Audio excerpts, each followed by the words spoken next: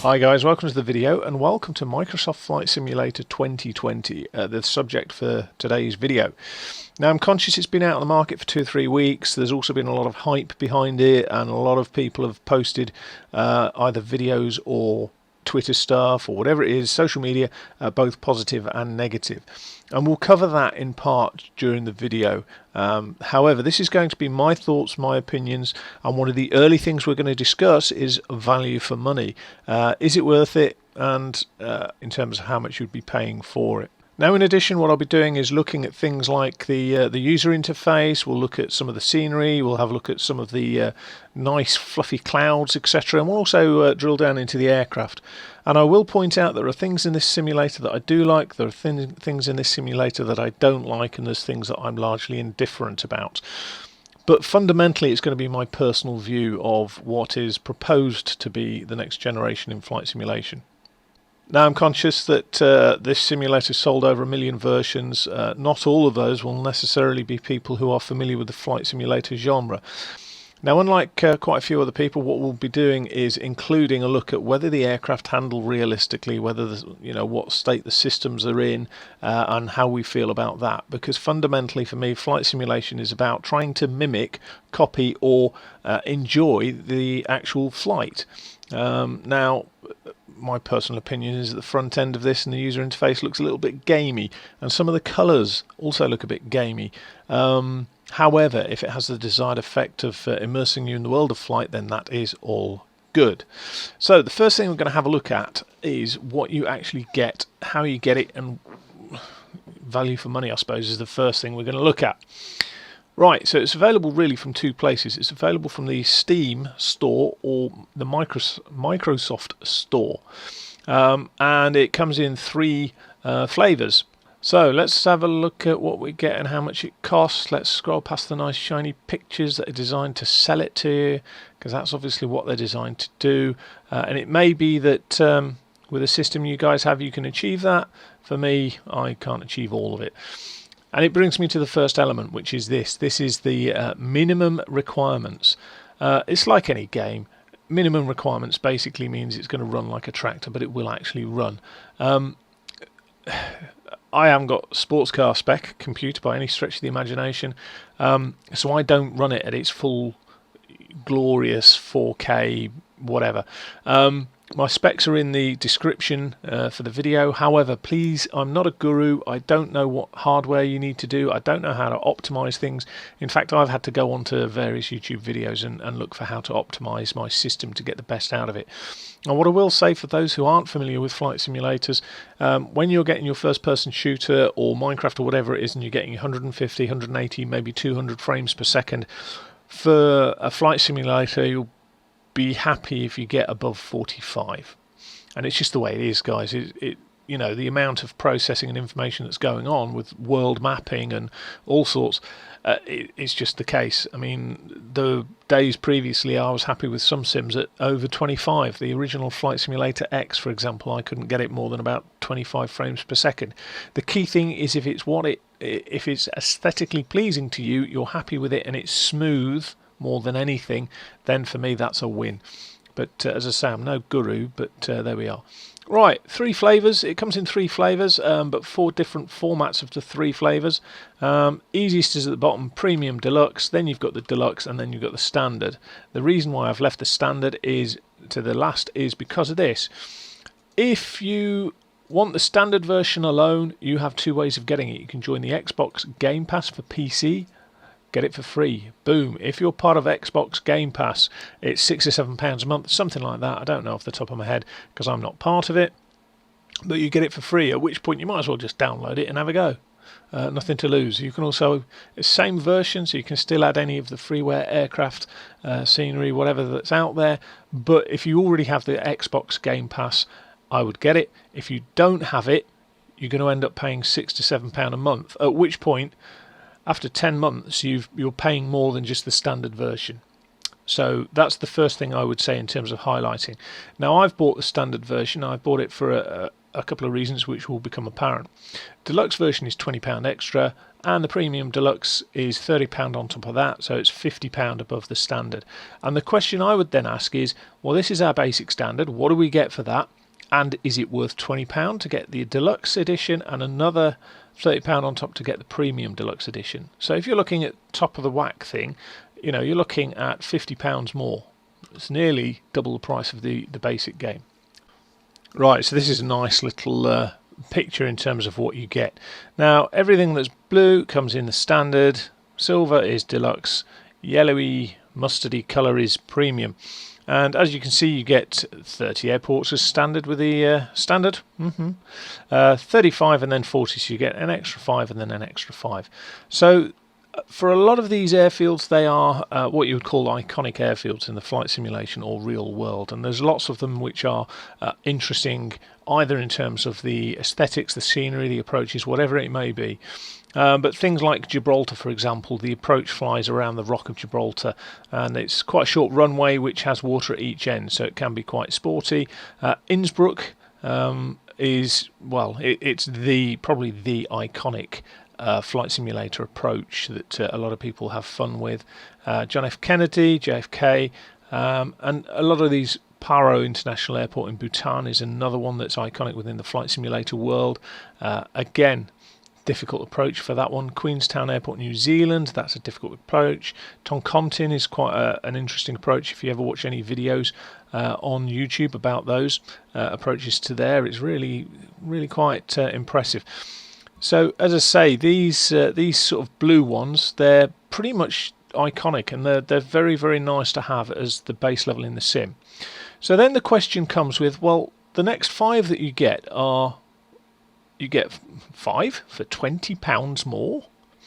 Amsterdam Schiphol, not massively exciting for me. It may be for some because it is a massive hub for airways. However, for me, not so much. Cairo, again, not so much. I don't really fly around the African regions. South Africa, Cape Town, not so much. O'Hare International, not so much. And finally, Madrid, again, not so much. So all of a sudden, for me, that £20 for those 5 airports, it's not really getting me much that's getting me excited. For the extra £30 on top of that, so for 30 extra pounds, £50 over and above the basic standard level, you get Denver Airport. Now that's slightly interesting because of its altitude. It's a very high altitude airport.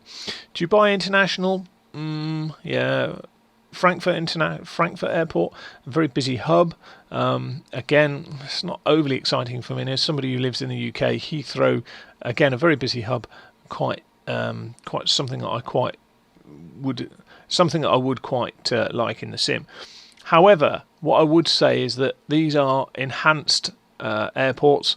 A lot of add-on developers, when they develop an airport, they will be far more detailed than these will. So I just don't think that, for me personally, you know, certainly not for 50 quid. 10 airfields for 50 quid, £5 an airfield. Even if you then take into account the aircraft. So let's say split it. Half of your £50 goes towards aircraft, half of your £50 is paying for airfields. You're getting 10 airfields for 25 quid. You get 30 in the base sim for 60 quid. I just don't see the value there, if I'm honest. Right, aircraft. Again, we're maybe going to hear the same sort of thing. Standard, blue, happy days, 20 aircraft. Interesting variety of aircraft as well. A320 Neo, nice airliner, aerobatic pit, 747, which is a very iconic aircraft. Virtually everybody knows what a jumbo jet is. Again, nice one to have in there. X-Cub, lightweight sort of aircraft. TDM 930, single engine turboprop. That's a fun aircraft. DA62 now. I've flown the DA42, and to all extents purposes, this behaves in a very familiar fashion for me. DA40 NG next generation. So I've flown the original TDI version of this, not the next generation, and again, very nice single engine aircraft. But these two are things that people who are doing the instrument flight ratings may well come across similar variants to this. Aerobatic Extra, I think that's always been in Flight Sim in one shape or one form or another. Flight Design CT SL, I think it started as just the Flight Design CT in real life. SL is super light, is it maybe? But very lightweight twin seat aircraft. Waterborne aircraft, the Icon A5. Don't know what a VL3 is. Cap 10 is an aerobatic French aircraft, I think it is. Never flown one, but yeah, Robin aircraft, which are French. DR400, I've flown one for a couple of hours. It wasn't the cadet version, it was a different version, but that's a really nice aircraft. Fascinating wing form on that with the upswept tips. But yeah, that's an interesting aircraft. Beach Bonanza, never flown one, just basically a complex single. Beach King Air 350i. Now this is a fairly iconic aircraft in that it's now sort of meat and potatoes for a lot of sims. A lot of sims will come with the 350i, and there's a lot of add-on variants of it now. There's quite a few for both X-Plane and FSX and Prepared, and now obviously there's a version in here. Very iconic aircraft in terms of its usage. Really nice performing aircraft. Where I did some helicopter flight training, and where I did my helicopter flight training, there was one of these that was permanently parked there, and I was very envious of it. Cessna 152, I think most people who train on any sort of flying training in the UK will probably come across a Cessna 152. If they don't come across a Cessna 152, most people will then have come across the Piper PA-28 range of aircraft. But a 152 two-seat, nice addition if you're going through your private pilot's license training. It's good enough that you can muck around and practice some, if not all, of your procedures. Cessna 172 Skyhawk, it's a G1000 version, but that's a very popular aircraft in real life. Grand Caravan is fun, fairly short takeoff and landing, single-engine turboprop for doing dirt strips, that kind of thing. Cessna Citation Business Jet, nice. Savage Cub is a tail dragger, I think, and there you go. That's your standard aircraft. Nice mix. You've got jets, airliners, you've got a boat plane, you've got slow, fast, aerobatic. Nice mix of aircraft for me. Happy with the standard. But wait, we have the deluxe. This gives us an extra 5 aircraft. How exciting! Another DA40. TDI is the version I flew, but fundamentally you're basically getting a very similar aircraft, and your experience isn't going to be massively different. The DV20, I remember reading about that in magazines. It's basically a twin-seat version of these, and it's quite small, but it doesn't excite me, I'll be honest. The Baron is a twin-engined aircraft that's fairly popular in real life, but it doesn't excite me. So then we get to the venerable Cessna 152 Aerobat, 152 again. I can tell you from real life there's not a massive difference between the two of them, but I will admit that the 152 Aerobat's quite fun for doing aerobatics. It hasn't got a very powerful engine, so one of the things you have to do is you have to kind of keep the momentum, keep the energy in the aircraft if you want to do a series of manoeuvres. Because it just doesn't have the grunt or the power to pull you through into the next manoeuvre, or to maintain or gain speed rapidly. So it is fun, but for me that's just a bit of duplication. Cessna 172 Skyhawk, well, that is basically the Dials version of that, so I don't really see the point of having that. So these 5 aircraft, out of these 5 aircraft, which ones would I want to add to the standard versions? For me, none of them. May well differ for other people and their mileage, but for me, there's no benefit to having those 5 airframes. Then we get to the final 5, the Shock Ultra, which is, I think it's an ultralight of some description. I haven't seen one in real life or flown. In fact, I don't think I've ever flown an ultralight, but they're quite cramped, and I'm 6'2", so it's unlikely. Citation Longitude. This is a very nice plane in real life, from what I'm aware of it, but we've already got a Citation up here somewhere. Where's it gone? But there's a Citation up there. There you go, Citation CJ4. So they are going to be different machines, but I don't really see that if I'm going to fly around in a bizjet, that is going to provide me any greater experience than that already does. I haven't got a clue what that is. SR-22, that's a very nice single-engined aircraft. Quite expensive, but very well kitted out. I would be tempted by that one. And as I say, I don't fly long haul generally in my sim world. I don't want to sit there with a computer burning away for 7 to 8 hours, not really doing a fat lot. So that for me is of no interest. So we've got the same thing again. You know, I've got maybe one aircraft that's of interest. So for £50 extra, I would get one aircraft of interest out of a further 10, and I'd get maybe two airfields out of interest for a further 10.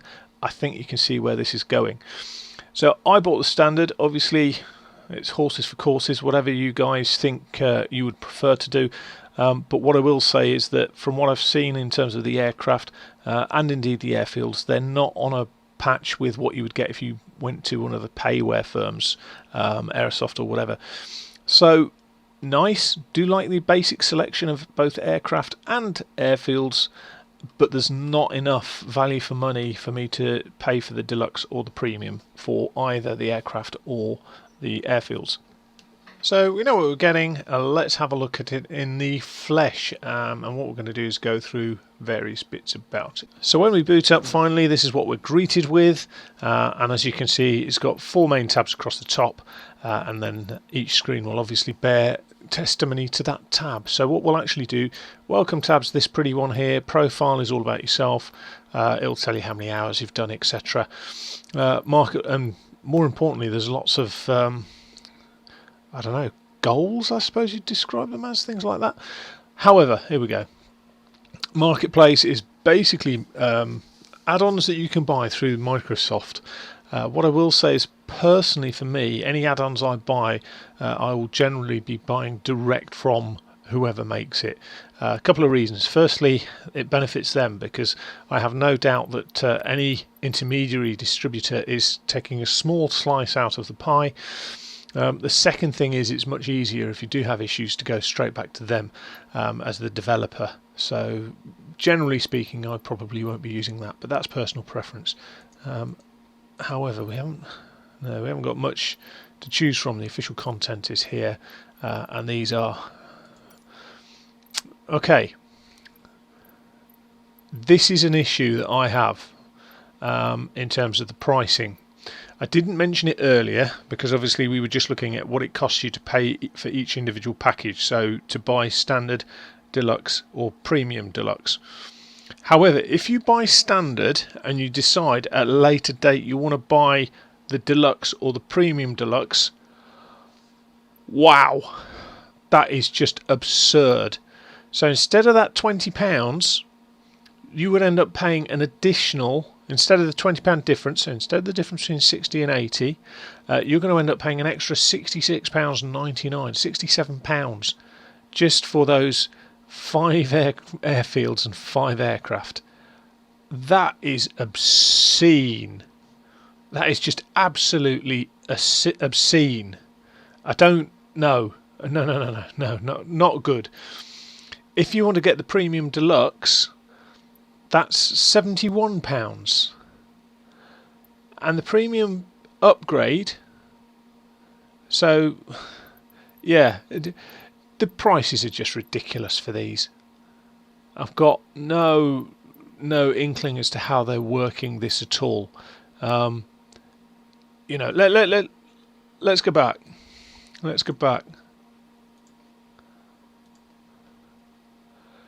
Apparently that difference, if you were to pay for the upgrade, is worth £67 for 5 aircraft and 5 airfields.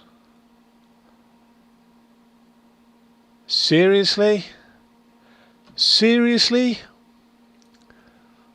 Wow. I mean, I'm going to be honest. What I'd be getting for £67, I'm not really interested in it that much. I've already said that for me it doesn't come across as very good value for money. But let's say, for example, you get it as the free product through the Game Pass, right? All of a sudden, if you go, yeah, you know what, I really like this, I want the next level up, I want the deluxe or the premium deluxe. Holy mother, you are going to be paying a lot of money for that. A lot of money. Not an impressive move there. Don't like that at all. But yeah, each to their own. Each to their own, I suppose. Actually, can you buy the airports individually? Wow. Yeah, these are completely different. These are not Microsoft. Fly Tampa's an individual company. Fly Flighty Simulations, different company. BT Studio, these are all individual companies. Orbex, LVFR. So these are nothing. These are going to be high quality add-ons that you can buy through the store. So let's see, is it going to give us a picture of it? So you can buy and download £15. Come on, load. Yeah, that's a whole world of difference in terms of the quality of the product. So this is one of the things for me now that's like seriously? You know, this bundle, £67 just to get 5 aircraft and 5 airfields. Now granted that the third party stuff is much more expensive. You've got an additional piston, Kitfox. I mean, that's not too bad. And a 182 Skylane by Carenado. They're not bad in terms of prices, but go on, get rid of it. Oh, yeah, whatever. But yeah, it just wow. The actual official Microsoft stuff, not good for me. Anyway, let's get off that. That's a bit negative. Negative. We don't like that. Welcome Profile Marketplace. Let's have a look at options, because this is a biggie. Now, you've got 3 categories of options. General does what it says on the tin. Assistance, this is basically how easy or hard you want to make it. The one that's going to bug people to start with is the settings. If you're used to Flight Simulator X, it's changed a lot of the keybinds, so you'll have to reset lots of stuff. If you're not familiar to flight simulators at all, you're going to look at it and go, what the heck? But I think Squirrel's done a really good video on how to set it up. Right, let's have a look at the world map. This is how it spawns in. Ooh, look, it's night over there.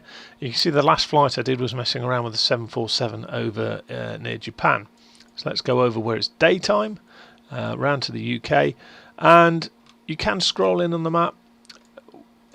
Little bugbear for me is the fact that these places, you can't see where they are unless you scroll over them. So if you wanted to start a flight, I don't know, at Madrid, you've then got to go, well, where's Madrid? Or you can do it the easy way. There's 3 boxes up here. You've got the aircraft, you've got the where to where, and you've got the flight conditions. We'll cover the outer 2 first and foremost. They're the easiest.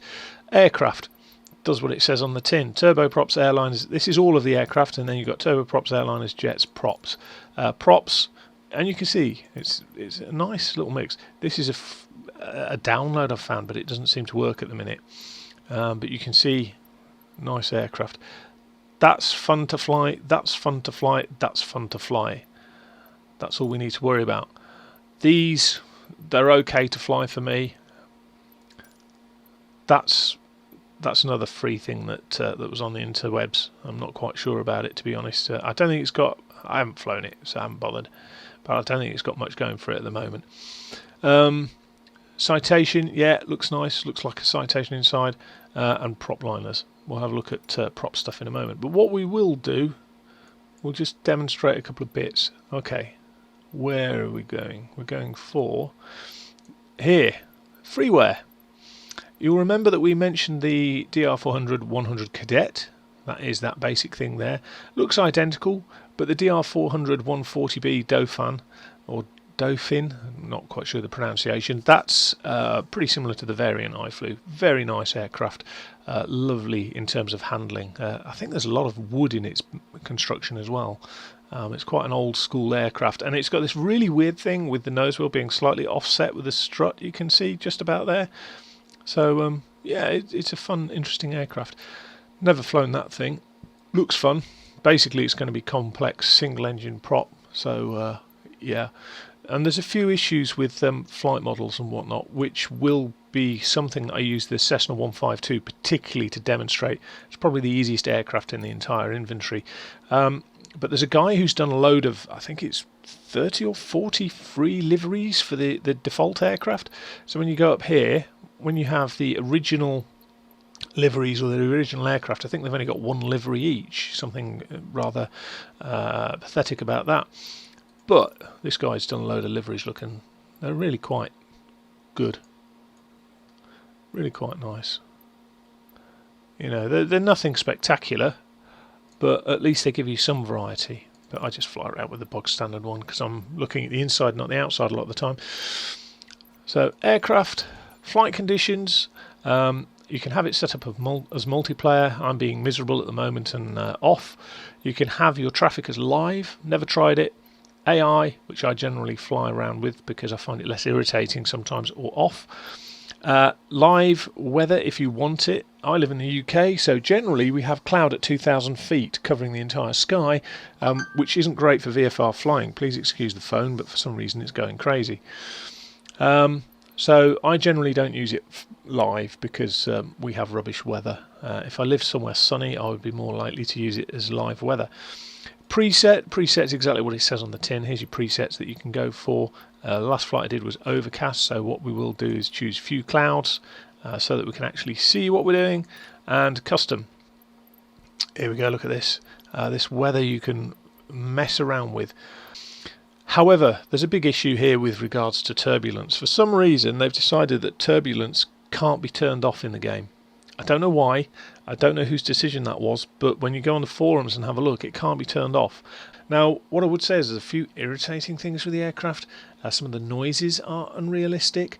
There's also, I don't get it. You can have single engine aircraft with 500-foot warnings for descending as if you're an airliner, where it shouts out 500 feet. If you're solo, you're not going to shout 500 feet to yourself, you're just going to fly. So I don't, there's bits where it's like, really? That's an airliner call. 500 feet to land. 500 feet. I'm not interested in a 500 feet call out in a Cessna. I might be in an airliner, but not in a Cessna. So there are odd things about it that for me just don't ring true.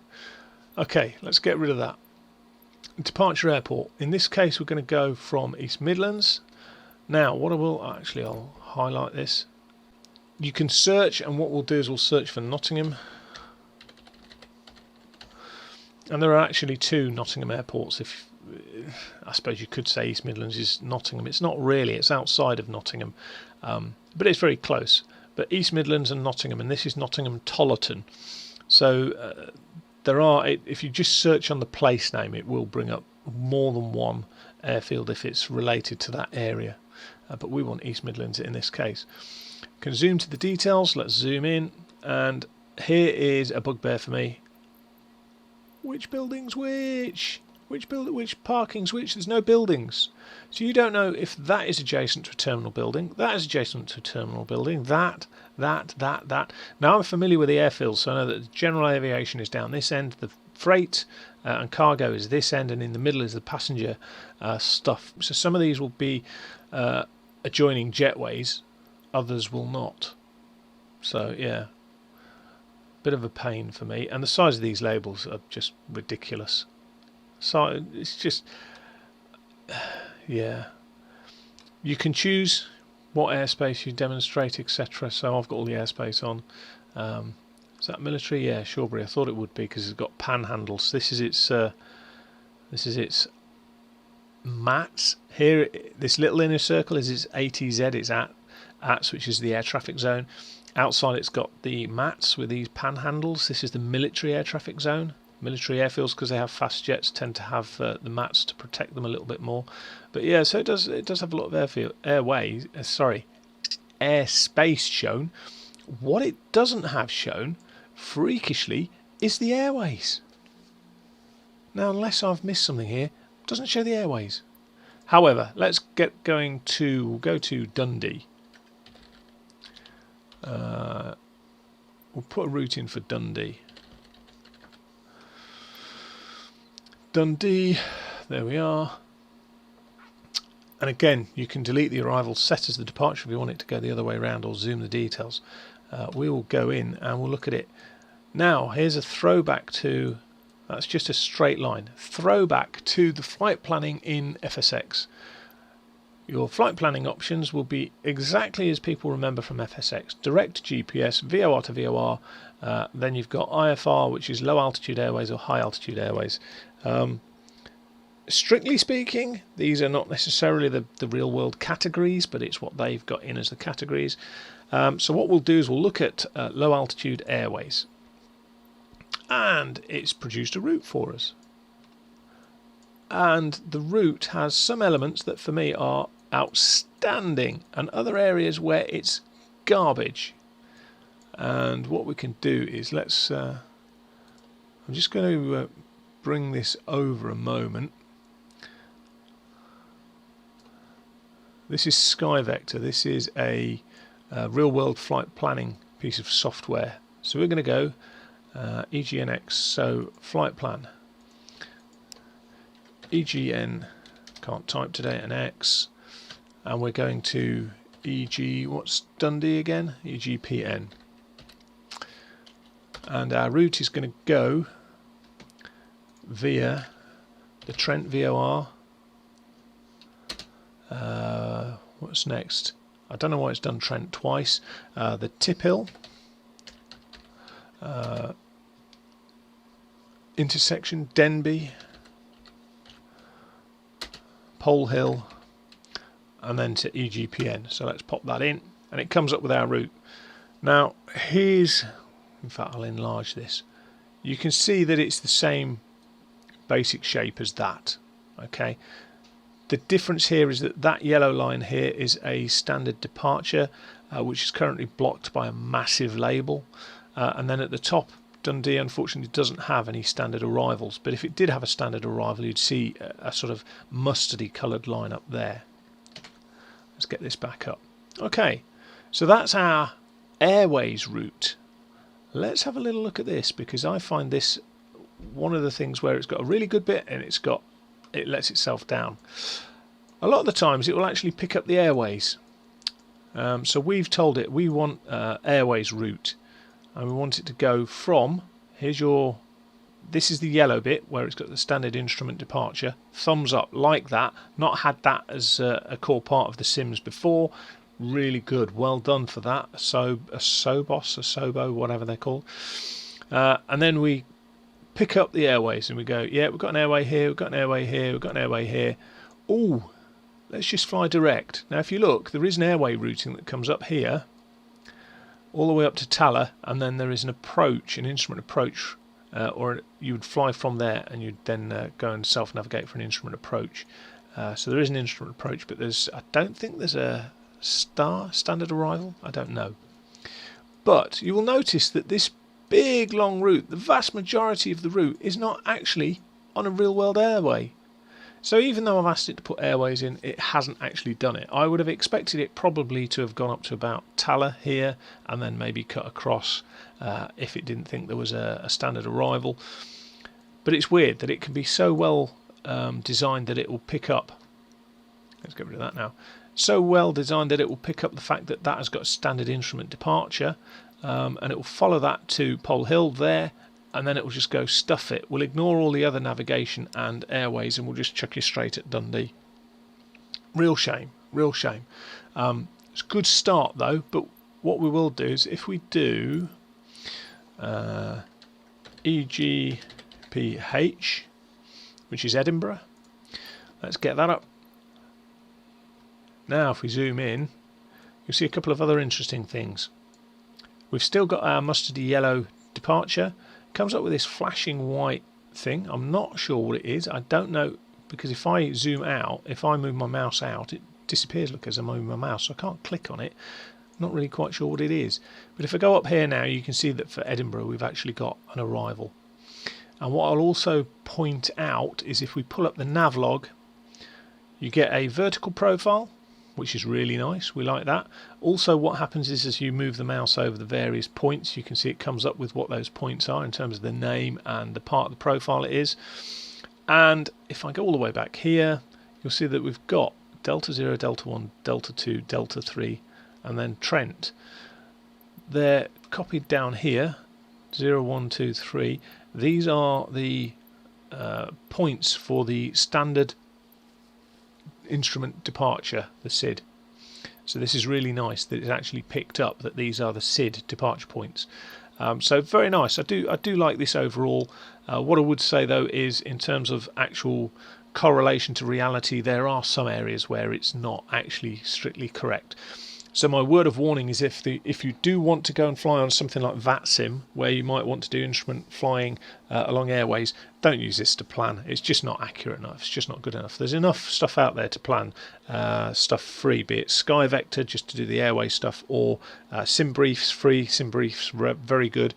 And there's also some electronic flight bags and Navigraph and all sorts of stuff. There's loads of stuff out there to plan.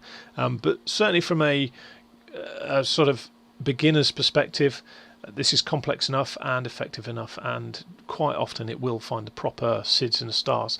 The challenge with that is that in terms of the SIDS and stars, it doesn't really give you that much information unless you're in the airliner. The airliner, I think, is different. But if you're flying, as I tend to fly, the Beechcraft 350, you don't get much help with what these are. They go onto your navigation chart, so when you're in the aircraft you can see it on the mapping, but yeah, you don't get this profile readily identifiable, but really nice. Do like that. Okay, so without further ado, let's get into the cockpit. So ready to fly, click that. We actually chose to start engine running on the runway, and this is what we get. If we want ATC, etc., we can have the ATC window. They're going to be talking, we're going to be ignoring, but it is same sort of thing as we had with FSX, and it's fairly straightforward. It's fairly self-explanatory. There's nothing really rocket sciencey in that, so we'll get rid of that. This menu system, by the way, I do like it. It's sometimes a little bit intrusive in terms of using the mouse if you're trying to look up here, or use the mouse on, say, an overhead panel on an aircraft. Camera, you can change cameras and mess around with your cameras with that. Checklist, if you want a checklist, which for a 152 is particularly short. Basic controls, AI control if you want to mess around with the AI. Fuel, it is what it is, says what it does. Navlog, nice. I like this, being able to have the navlog up. Now you'll notice it says D0, D01, D2, D3. These are the waypoints on the standard instrument departure that we discussed. Obviously you saw it as a yellow wiggly line. Obviously these are the corners on that line. So it's nice that you can actually follow along with the SID and the star accordingly. Objectives, if you want to use any objectives, there's no objectives set for this. Travel to, you can choose a point along the flight that you can travel to. Never bothered using it. I want to fly, not teleport. VFR map, this can also be got up by V. You can scroll in or out just by using the scroll wheel. So there we are, east mids. Really useful for taxi diagrams if you're not familiar with the airfield. You can move it around, and you can also reset it back to where it's supposed to be by having GPS tracking on, and it will just automatically track your aircraft and its position. Here you can see the SID, Delta 1, Delta 2, Delta 3, all the way to the Trent VOR DME I should add actually. So yeah, I quite like this. I use this quite a lot. The only difficulty with it is that you need to actually have a good idea as to where you're going if you're VFR. If you haven't got a flight plan, you have to be able to navigate by looking out the window and being familiar with the references. But for me, I quite like this. Isoline map doesn't really make a massive difference, if I'm honest, in the UK. I'm not quite sure what the benefit would be, but there we go. I tend to turn it off a lot of the time because I want to maximise my frame performance, and we can't quite see it down here. So let me see if I can put it over. Right, so this is the most basic, most simple aircraft, and we're not at one of the handcrafted airfields, and I'm getting 50-51 in a Cessna 152, and I've got a decent spec machine, but I've got it on 2K graphics instead of 4K, just purely out of trying to give myself a bit more power. Syncing data should be done soon. Cancel gaming UI, stop syncing data, stop syncing, don't want to sync it now. Because it's online, it sometimes flashes up with all sorts of warning, connection lost, I'm not interested. It's probably our really crappy internet connection. Now that could be an issue in as much as some of the scenery will be streamed. The reason for that is that it uses mapping, and if you have ortho mapping as it's known, it swallows a huge amount of disk space. So when I was using ortho on X-Plane 11, you're talking 4, 5, 6 terabytes of data. You know, not small amounts of data. We're talking big drives to store this data and use it. Expensive. So here what they do is, for me, is genius, is they actually basically stream it to you. Don't know the ins and outs. I know that local areas that you're in and about, it kind of downloads. Whether it downloads it fully or as a cache, I don't know. Syncing data. I don't want to sync data. In fact, continue syncing. Can I get rid of that mirror? Gaming UI. I don't want that. Shut up and go away.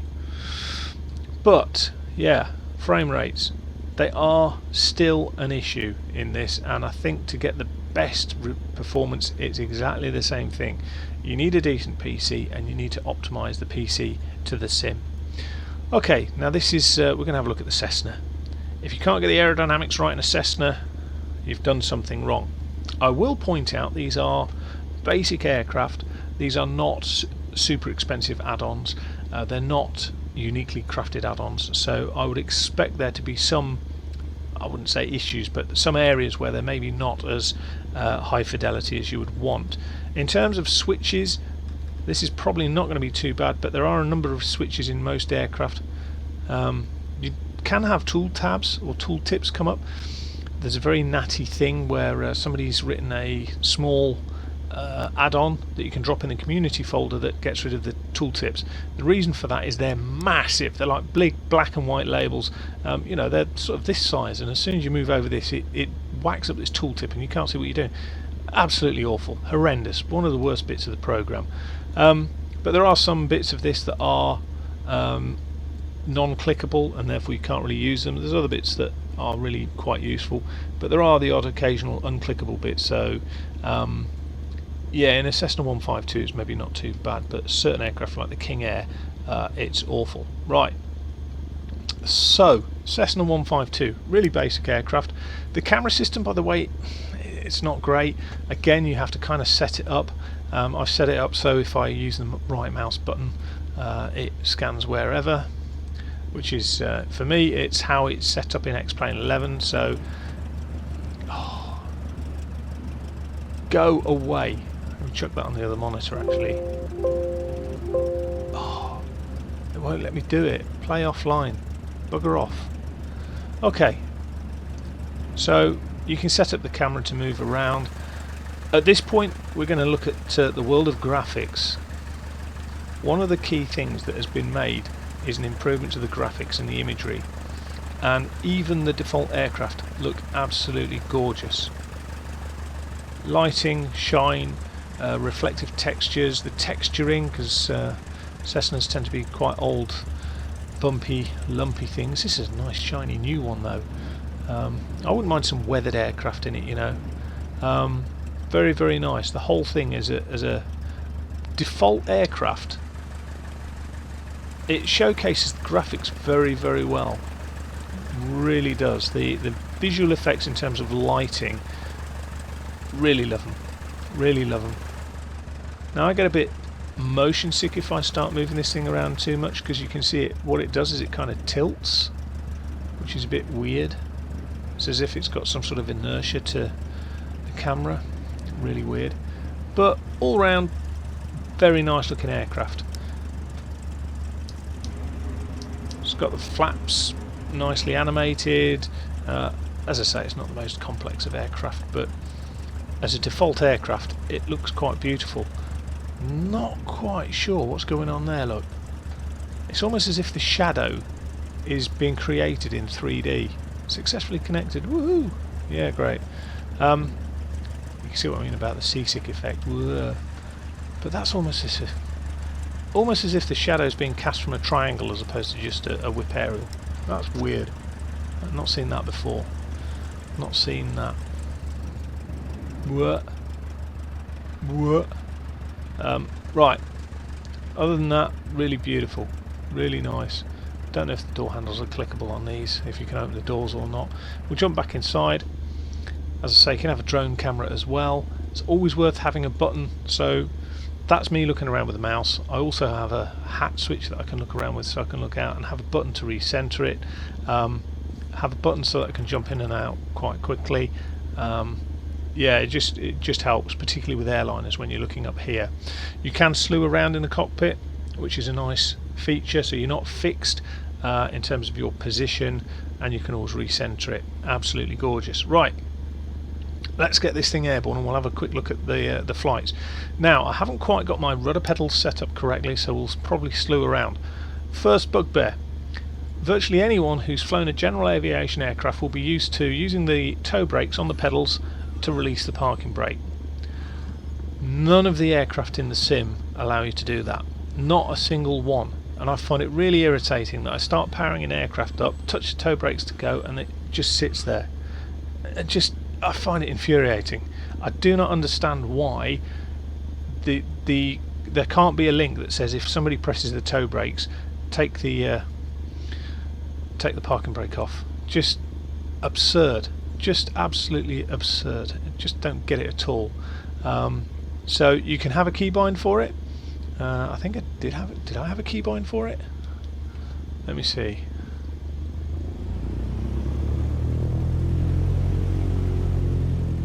No. Part rate, let's just flick it off there. But I don't. Yeah. Normally what would happen is when you pull this out, it would retain the hydraulic pressure in the brake lines, and therefore the parking brake, you know, in effect, as soon as you release it, it releases the pressure in the brake lines in real life, and you can taxi and whatnot. Ultra unrealistic for me. Maybe I'm being a bit picky, but that's where we are. Comms radios, etc. It's all the usual stuff, dead easy to set up. But what we're going to look at first and foremost is the characteristics in terms of flight behaviour. Wants to immediately dance off to the left, and we'll try and keep it straight. Now, this is kind of a 50 to 60 knot aircraft. I can't remember the exact numbers, but I think we used to climb, I can't remember if VY was 60 or 65, the best rate of climb. We'll start to get it off the ground, just let it lift off naturally, get to a decent altitude before we consider retracting any flap. It's very easy to think, oh, you know, I'll just straight away get my flap up, but at the end of the day, if you have an engine failure, something like here, you might be landing ahead and the flap might be very useful. So, for me, when you've got a nice big long runway, you can take your time with stuff, and East Mids has got a nice big long runway. Okay, first elements of weirdness are, we've got plenty of stuff done there.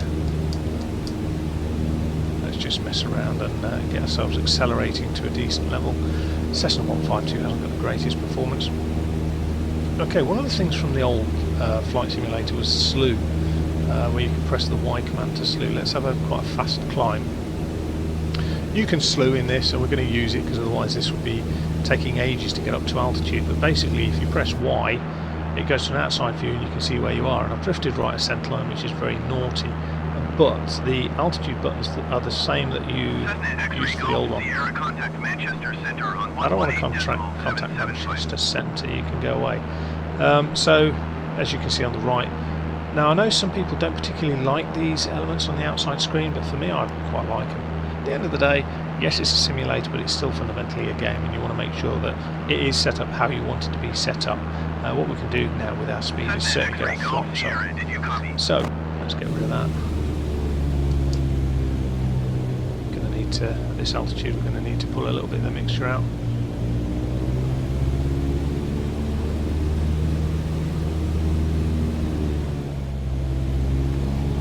Okay. Right. Let's get this thing trimmed out. Set up power. A little bit low there. So probably about 2300 RPM. We'll try and get it so that it's flying roughly level. X-ray Golf Sierra, acknowledge last transmission. Oh, go away. I'll turn the ATC off in a moment. Actually, what happens is eventually it gets bored if you don't answer them, and then they go away of their own accord. A little bit difficult to trim at the moment. Let's get it, hold it level. Cessna X-ray Golf Sierra, IFR flight plan is cancelled, radar service terminated. It's a bit fiddly with the trim. Some aircraft have a more rapid trim than others, but either way it's just a bit fiddly. Okay, let's have a look at some of the stability issues then and handling. Now, what I want is the very basics of handling. We'll select that cloud there, actually we'll use that as our target. Okay, so this little cloud in front of me, what we're going to do is look at adverse yaw and whether the aircraft has any adverse yaw. I can guarantee you from real world experience it does in a Cessna 152. That's one of the reasons why I chose it, is it's quite simple and it's very useful for demonstrating things. But adverse yaw, if I roll left I would expect the nose to yaw to the right, and it doesn't.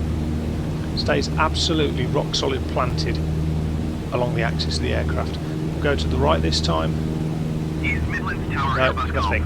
So bearing in mind we've got this on the most realistic and it's the most simple aircraft to develop, there's no adverse yaw at all. It does have longitudinal stability, so if I raise the nose, let go of the stick, you'll watch as the speed comes down. As the speed comes down, the nose drops down. It's a fairly straightforward bit, this. Then as we go past our stable position, our neutral position, we'll start to pick up speed and the nose will start to lift again. So it does have, for me it's almost correct in terms of its longitudinal stability. The other thing for general aviation aircraft is you tend to find, let's get ourselves back to where we want to be, get this thing properly trimmed out. Still haven't quite nailed the trim on this. The other thing you want is a certain amount of stability. Fighter aircraft want agility, commercial aircraft want stability, and trainers want even more stability in many respects than an average airliner. However, in terms of stability, what we need to consider is really what's going to happen if we're in a turn. And if we turn, one of the things that they have is a thing called positive stability. So aircraft should have positive stability in roll in a very high number of cases. A lot of jet aircraft fighters won't have high stability in roll because they want the agility of being able to roll left and right very quickly. But you can see this isn't actually changing. I've got all my feet and hands off the controls and this thing's going to go around in circles forever and a day. It's not remotely interested. It hasn't demonstrated any positive intent to recover itself to level flight. It's got no positive stability. Really disappointing. Cessna 152, as I say, the most basic aircraft. So already the flight handling, the modelling is not particularly great. I don't like the clunking you get as you throw it around. That's quite unrealistic for me. These things are flipping noisy when you're in them. The engine's not that far away and the prop's very noisy. So you can't really hear that normally. I don't know why they've included it, but certainly I would not be flying an aircraft that made that much noise if you moved it around the sky. Okay, so roll rate appears to me to be about right. I've never measured the roll rate of a 152, but yeah, there feels about right. And pitch again feels about right. If you're going to throw the yoke about on a Cessna 152, that's probably it gives a fair impression. So, bearing in mind it hasn't got the stability correct in terms of roll, it's going to have stability in terms of yaw, but I think it's quite ferocious. That's not too bad. Now, Cessna 152, it's quite fun. You can steer it if you want with the yaw pedals. You don't need to touch the stick, so you know you can use your yaw pedals to steer it and go around here using the secondary effects of the pedals. Really nice. So actually in real life you can do that, so when you get your charts out to read them and mark on them and whatnot, you can actually just use your feet and steer it around the skies. Brilliant. Right, let's see how she stalls.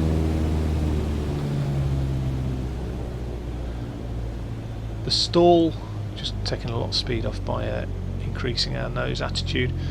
Stall in a 152 with no flaps is very, very mushy, and in fact it just kind of nods in pitch. It doesn't really, I wouldn't really call it a stall as such. It's just a very high rate of descent without actually flying or being a brick. It's somewhere between the two.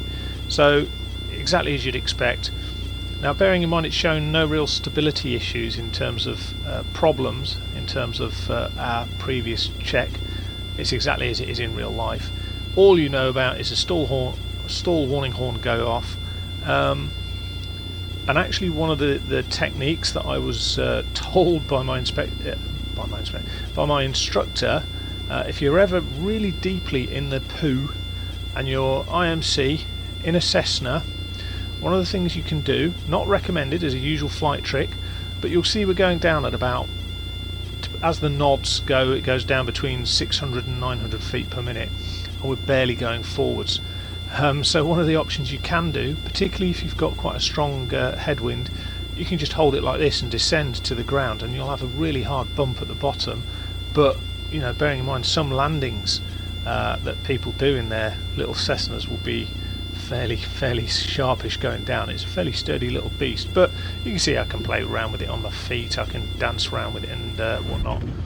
And the recovery is exactly as you expect.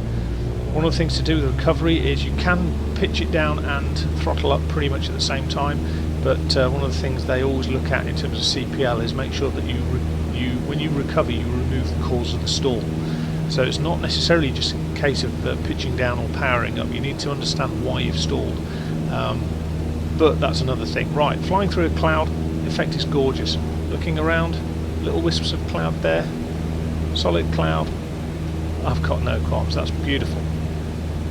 Graphically, the sim is gorgeous. It does all things that I wanted to do gorgeous.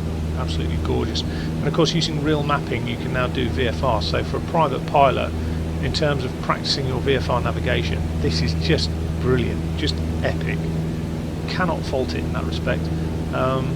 So yeah, let's just center our view. Okay, we'll have a look at it with flaps down. So we'll just use one stage of flap, and you can see that actually we'll just put the flaps up. The change in pitch for a Cessna with the change in flaps isn't actually that massive. So put the first stage of flap down, and you can see it noses up. From memory, that's exactly what happens, because remember on landing, when you're putting the flaps down, you're constantly having to force down and pitch down. Oh, my internet is shocking today. Get rid of that. So what we'll have a look at is a power on stall. We would normally put carb heat on because we're reducing power significantly. We'll go down to about 1700 RPM. We would normally put carb heat on because of carburetor icing. And what we'll do now is we will pitch, keep the ball in the middle, and we'll try and keep the wings balanced. Now, pretty much, I would say 90% of the times I've stalled a Cessna 152 with the flaps down, it went to the left. It all depends on how you dance with the ball. Trying with your feet to keep the ball in the middle. And it's thinking about it. And it's gone finally. Nothing too dramatic. So we'll just recover from that. We'll try it with full flap. See what sort of effect we get. So it does follow stall and spin vaguely, I think is the best way of describing it. Certainly it follows the stall behaviour in terms of a clean stall from a Cessna. I'm not convinced about its dirty stall.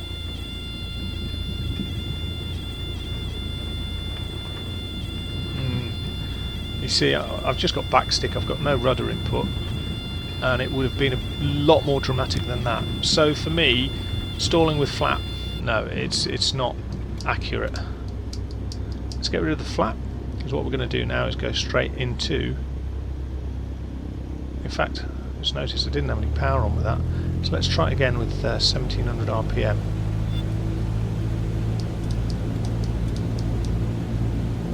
See what happens then.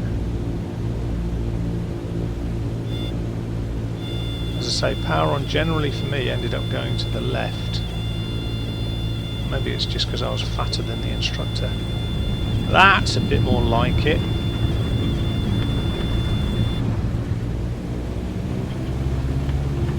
Watch we don't overspeed the prop. Yeah, we like that. That's much improved over the original FSX. Still don't think it's quite there though, but what we'll do now is we're nice and clean. We would normally do the hazel checks. We'll go in for a spin. It flies fairly by the numbers. You know, from what I remember, it flies fairly by the numbers. Stall warnings come in.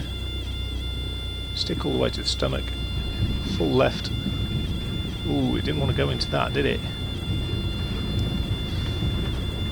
That's not really a stall, not really a spin. We'll recover from that. Shouldn't be bringing the throttle so early, Rich. Shouldn't be bringing in the throttle so early. Let's try it again, but this time we'll go around to the right, see if we can coax it into a proper spin. That wasn't really a spin, that was just a very placid nose down thing.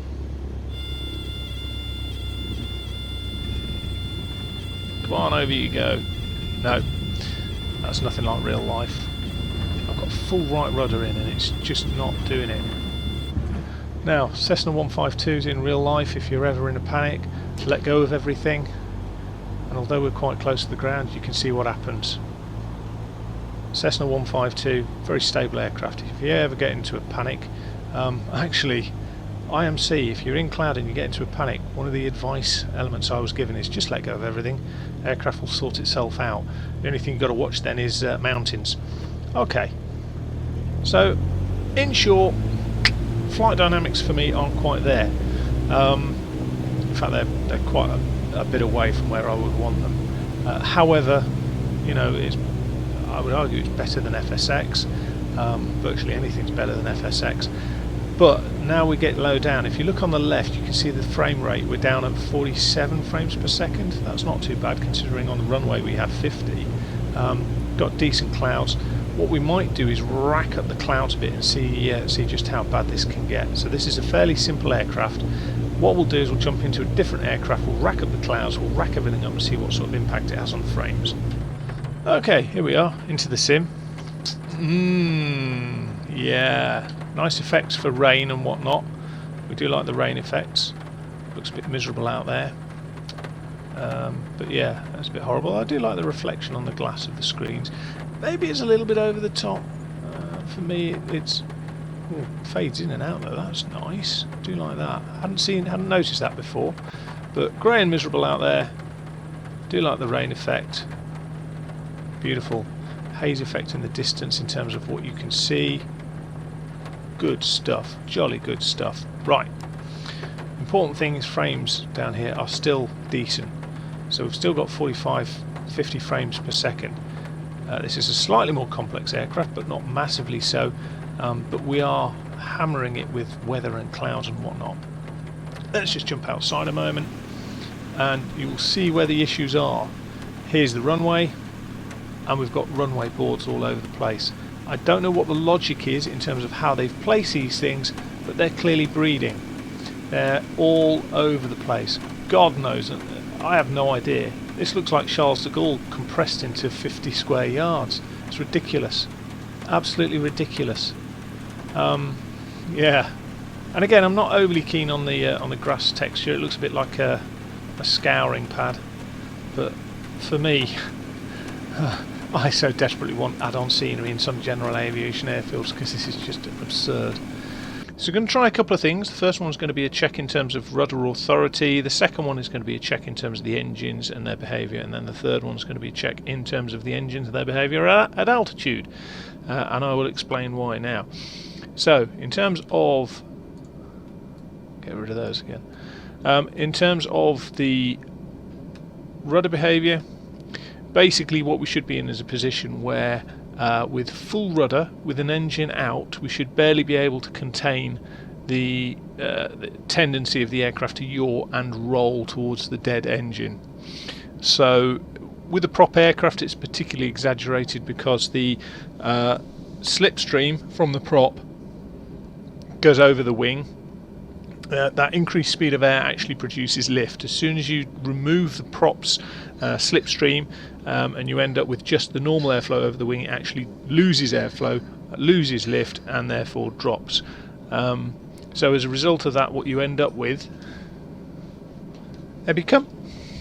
Abby, come! You're not playing with that while I'm recording.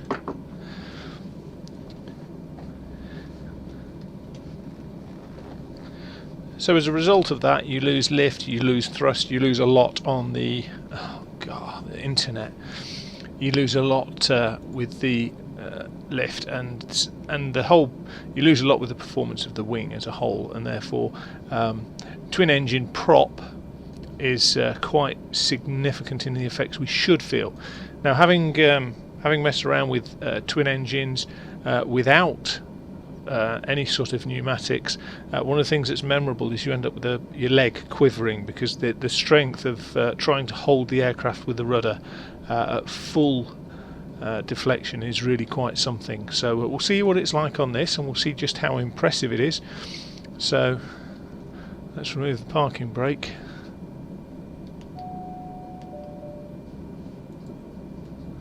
Don't quite know what I've got that button mapped to, but it went bing bong.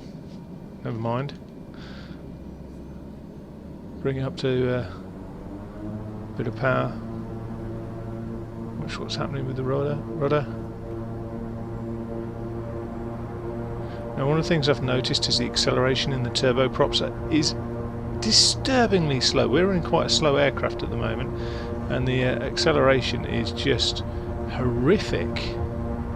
You know, I'm maxed out on torque. Any more and I go into the red line, I only just get to 60 knots. This is a short runway, and it's going to be quite very short for us.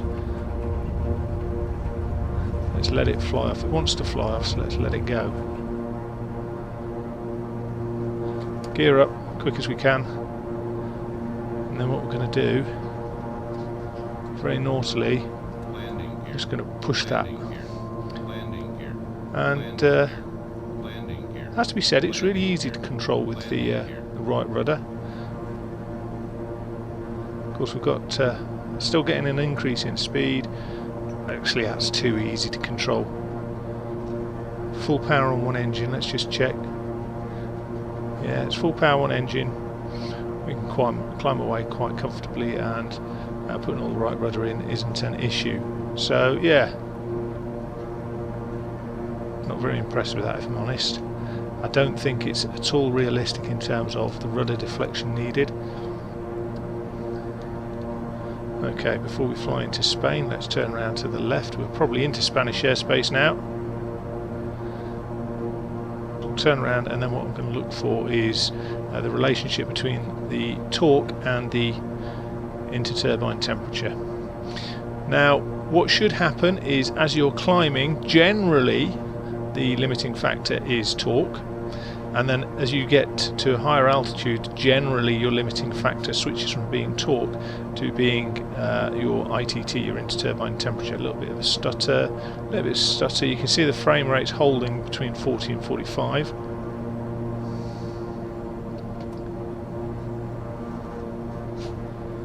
Just try and get this thing so it's flying level.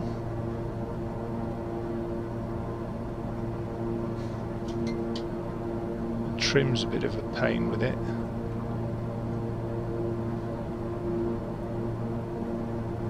It's very finicky. Right, so what we'll do is we'll do a freeze there, come over here, and as close as we can we're going to zoom into these dials. And you can see what we've got is we've got a torque at the moment of 77. We'll increase that. There's the ITT, and there's the prop. So the prop's holding at 1700 RPM, which is what we would expect it to do. We'll unfreeze it, and we'll increase our torque to the maximum torque we can get out of it at 2,500–3,000 feet.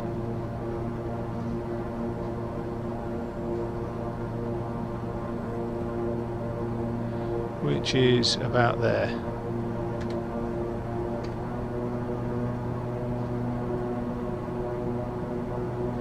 Make sure everything looks okay. And you can see we've got 100% torque. The ITT is relatively high at 696, but the limiting factor at low altitude is torque, which is correct. So what we'll do is we will use a fancy gadget. We're going to unpause that, immediately go into this, which is slew, which is really good.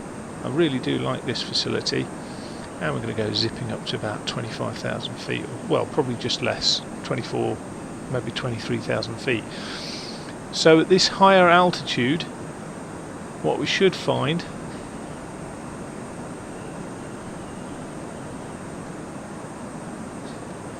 is that the limiting factor now becomes ITT, interturbine temperature. So let's see if they've modelled that.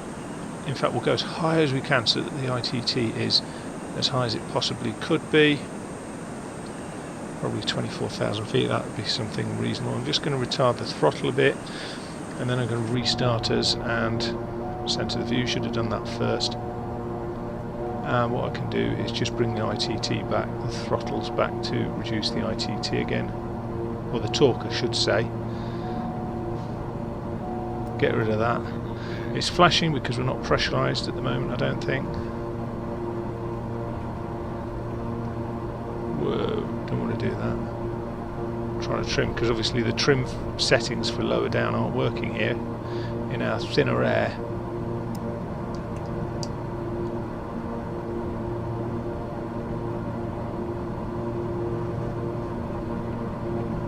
Come on. Right.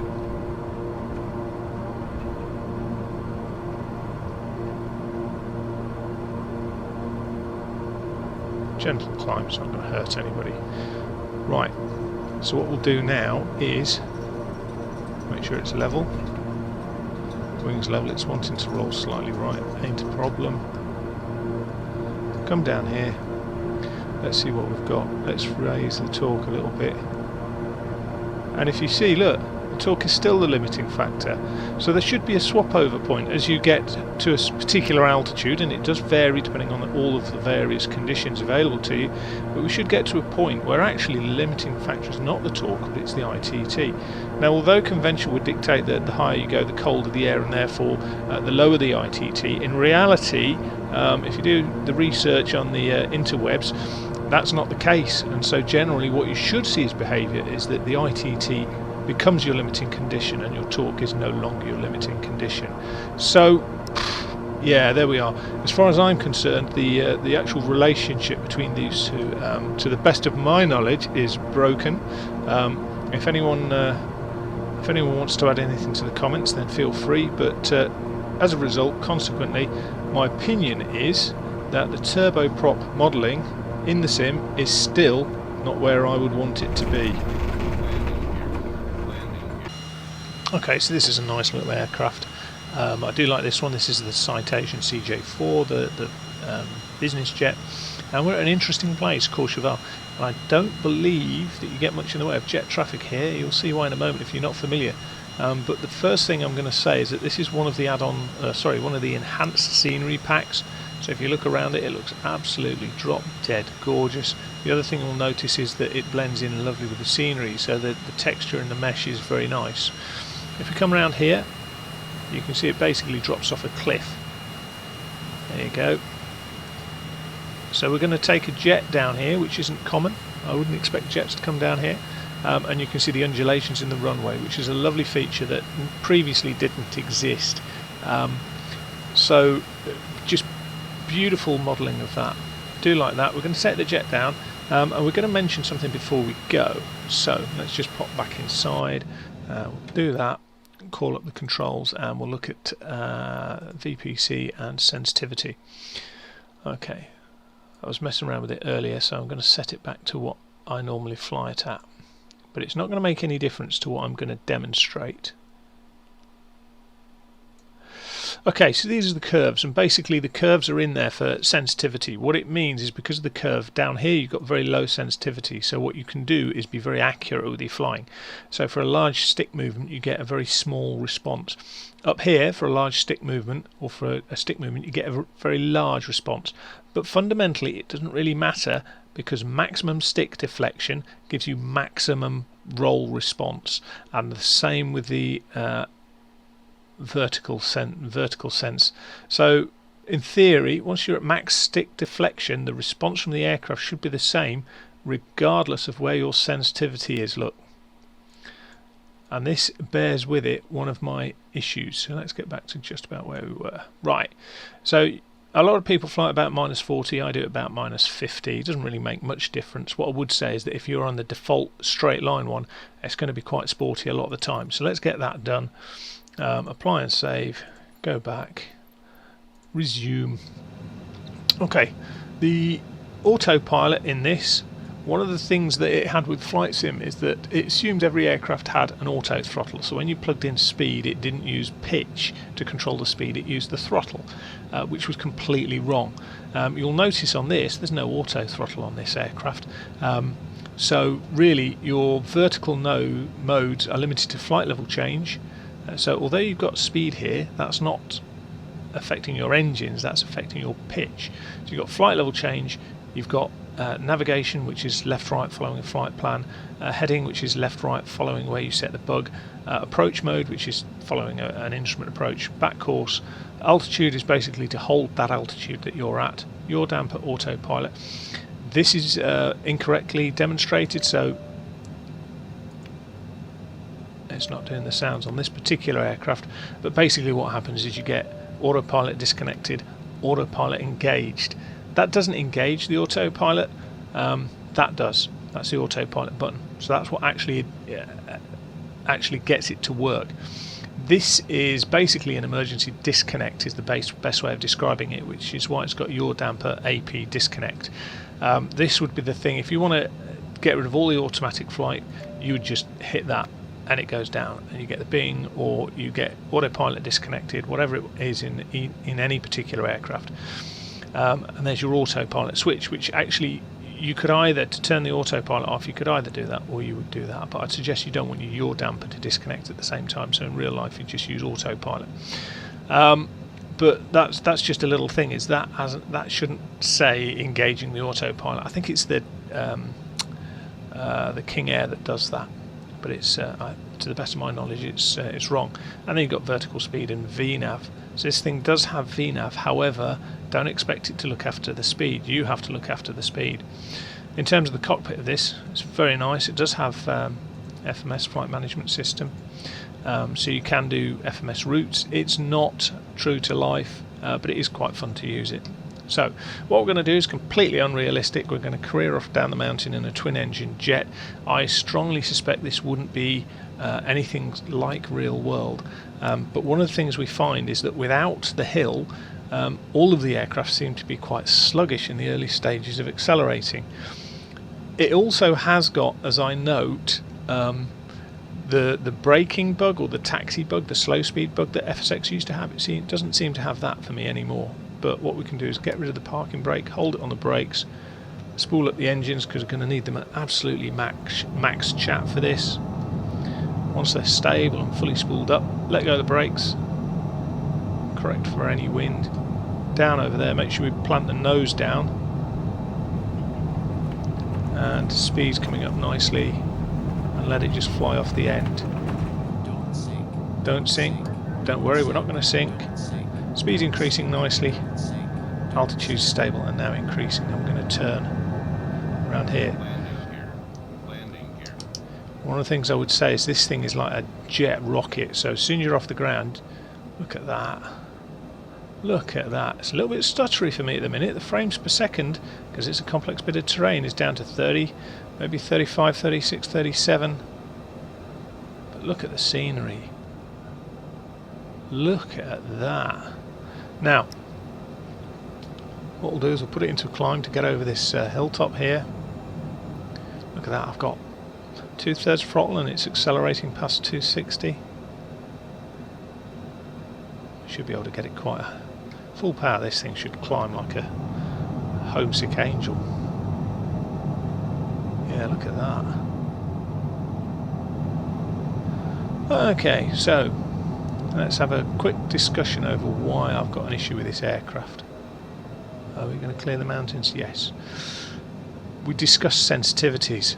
Maximum left, not massive. Maximum right, oh, it takes an age to go over.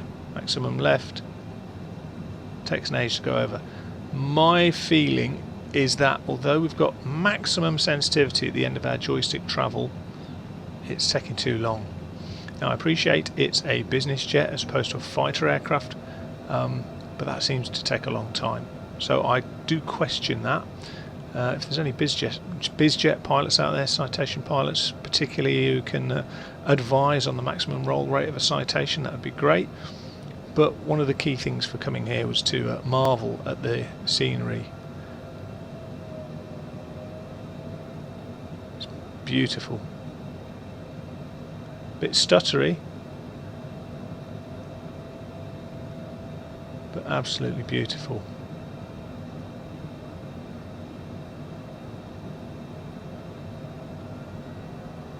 Absolutely beautiful.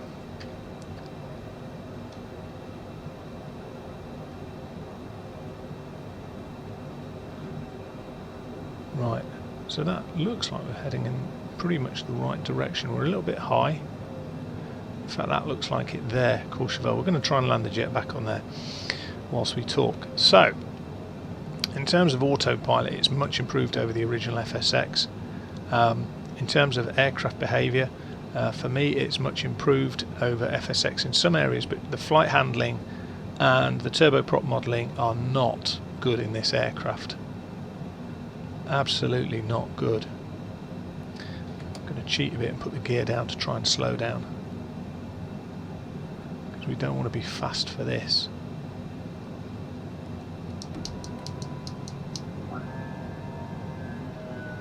Where is it? Where is it? Where is it? There it is. Speed's coming off nicely. Reintroduce a bit of power to arrest the rate of descent for the speed. Now, one of the things you've got to be careful with this is you can easily go low, because it looks like you're high with the picture for the airfield. This is going to be very difficult. We're going to have to get ourselves sat right up in the seat. So we want it to look as if we're high coming in to start with. We actually want to be on line. Let's see if we can get a jet in here. I'm having to fly the engines by noise. See if we can get a jet in. I'm going to keep the power on because we're going to suddenly go uphill. Level the wings, Richard. Power off, nose down, brakes. No, we're going to die. Boom. So for me, handling on that is a little bit iffy. So what we're going to do now is have a quick look at something I think it does really well. If you take the flight dynamics out of it, because we know they're broken, and you take the fact out that we haven't got any helicopters because they're not there, and you take the fact out that we haven't got any high fidelity aircraft, and you take the fact out that things like the navigation aren't entirely correct, what you end up with is fundamentally something that has the question, is it fun or not? And for me that's quite an important question.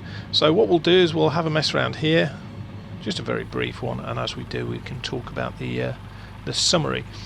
This is one of the default aircraft, tail dragger. Not entirely sure which particular model because I've just loaded it up with a tail dragger, but very nicely modelled. You can see the lighting is particularly good, and one of the things I'm going to point out at this juncture is, I don't know if you can see it, but the shadow moves. The shadow from the hilltop moves.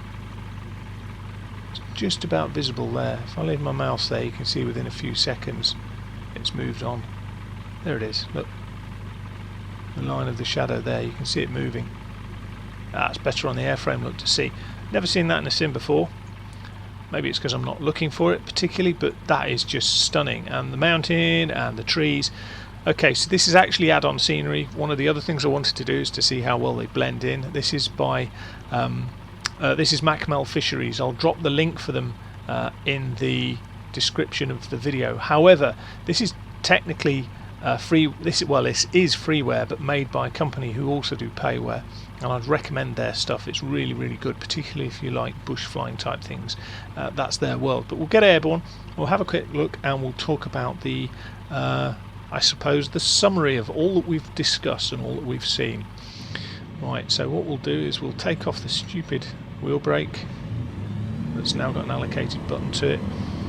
Increase power, we should be able to get nose authority quite quickly and tail authority. Whoa, says he, swerving to the left, and we should be able to get off the ground quite quickly in this aircraft. Make sure we get the flaps up before the white arc runs out. And now we can just have a conversation about what we think about the whole thing with aircraft and airfields. And so let's break it down.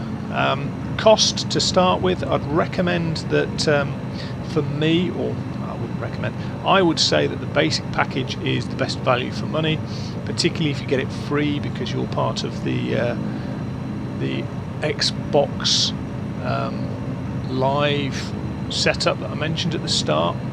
The Xbox Game Pass, that's it. If you've got the Xbox Game Pass, it's free.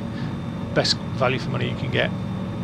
I do have a concern over the value for money if you buy the next tier up and the tier up above that, so the deluxe and the deluxe premium. If you go through the Microsoft store, if you're desperate for the additional aircraft, which as I've described, I'm not, then you have to pay an extra £20 and then an extra £50, and I just don't think the value for money is there.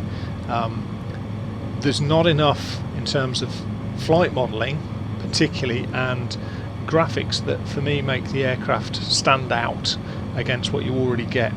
And 5 sceneries and 5 aircraft for an additional 20 quid, or 10 sceneries and 10 aircraft, of which some are very similar to what's already in the package, for 50 quid in total, just doesn't seem to make sense to me.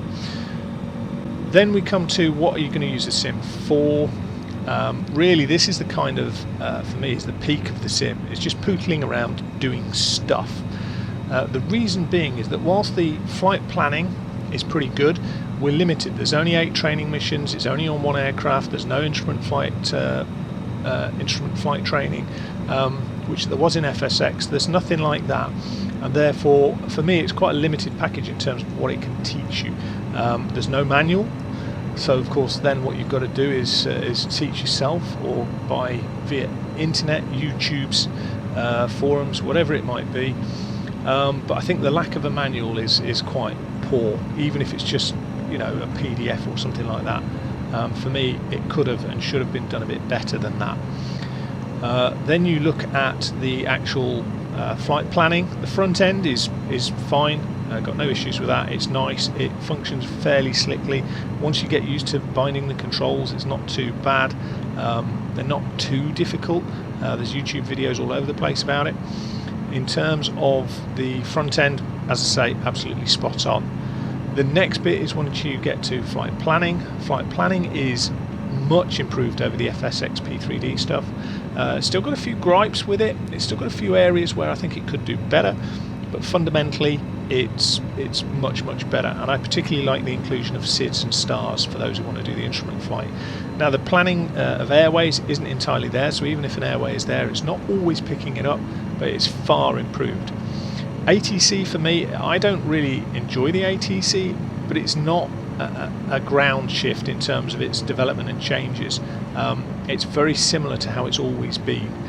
It's just a little bit more advanced, but it's got me lost on many occasions where it hasn't followed it hasn't fed me in for an ILS at all. It's just left me to blunder off into the distance. So for me, it's not great. I don't particularly like it. The flying with friends and online, we haven't really mentioned that much, but that's quite good fun. It does bring an element of flying with others in, which is very good. It's a significant improvement over having to run all sorts of add-on bits and FSX and all that kind of stuff. So I do like that. It's something we didn't really mention before, but the online / multiplayer bit is far improved over FSX, its predecessor, and I would actually say it's far improved over, or it's much better than X-Plane. So there we go, that bit we've covered. In terms of a couple of key bits now, scenery is gorgeous, drop dead gorgeous. You can see it with your own eyes, you can see the lighting, you can see the water, the trees, it's brilliant. The way they've done it, absolutely ecstatic with it, if I'm honest, and it's probably the bit that makes the sim head and shoulders above many other sims. Areas where it's weak, its aircraft modelling is appalling. Its turbine modelling for turboprops, as we've seen, is appalling. It's actual things like how quickly the aircraft accelerate. For me, they accelerate far too slowly, they're a bit sluggish, the handling is nothing to write home about, and because the flight model is appalling. It just hasn't got key features like adverse yaw, etc. So we've discussed that at length and why I think it's bad and wrong. The aircraft list is a nice aircraft list. There's a good mix of aircraft. I think some of them are better than others, but the autopilots seem to be far improved over what they used to be in FSX P3D. And really that kind of brings us to the summary of do I think it's good value for money? At £60 I do. At the moment what it's missing is the add-ons, so it's missing the experience of really high fidelity add-on builders and scenery developers and scenery designers to bring that next level to the sim. That's what's missing from it, is that next level, that level where you're really getting the full-on experience of what it would be like to operate an airliner, what it would be like to fly proper stick and rudder aircraft, because this should be a stick and rudder aircraft, which is basically a term used for really basic flying aircraft. Let's see if we can actually get down here. Airspeed's coming off nicely. I think we're too close in, are we? No, we might just make it. We want the speed down quite nicely.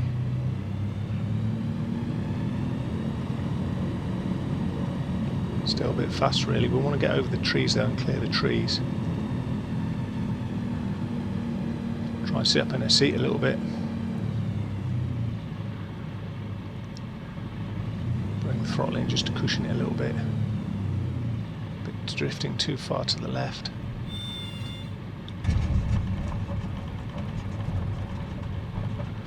So there are some simple things. The flight modelling, just let's get out of it. It's just garbage. Hope that was of use to you guys. Sorry about the summary, because I obviously got a bee in my bonnet about the flight handling and the flight dynamics. But as I say, 60 quid, for me it's pretty good. It's just waiting for that next level of add-on and scenery and development beyond that. So hope you enjoyed the video. If you did, don't forget to tick like, share and subscribe, and I'll see you in the next video. Take care.